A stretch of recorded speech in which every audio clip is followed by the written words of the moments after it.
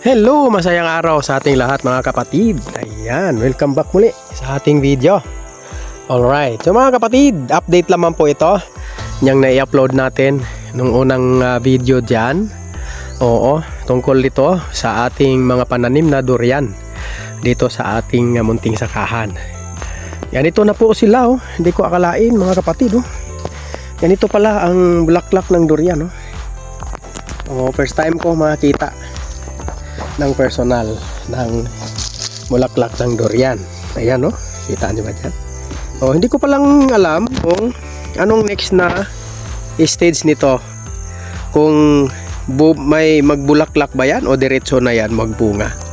Oh, dahil first time natin maka-encounter ng ganito na proseso sa ating durian mga kapatid, oh. Ayan, so isa-isang puno mga kapatid, napakaraming bulaklak, oh. Ayan, oh. Oh, ito. Tapos ayan, oo. Ayan pa, oh. Dami mga kapatid, oh. Unang bunga niya. Kanya na siya. Ayun. Tuwan-tuwa tayo mga kapatid, no, na makita.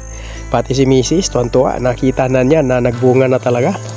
Oh, eksakto ito mga kapatid. 5 years pala. Sorry, mali ako nung unang video ko. 5 years itong ating tanim na durian, na munga na siya. First time. Oo. So, ang gagawin natin dito, since marami itong bulaklak na umusbong, pagka medyo matured na talaga siya, bawasan natin ito mga kapatid.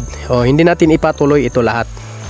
Oh, base ito sa advice sa atin sa ating advisor. Oo, na may mga karanasan na sa pagtanim ng durian. Bawasan natin to. So malamang sa isang sanga, isang piraso lang ang ating ipatuloy. Yan, so sa dami niyan, isang piraso lang ituloy natin. Ito isa rin, dito isa. Ayan. So kunti lang talaga mga kapatid ang ating ipatuloy dito, since medyo bata pa itong ating tanim na durian, no? Oo. So, isa lang, konti lang muna.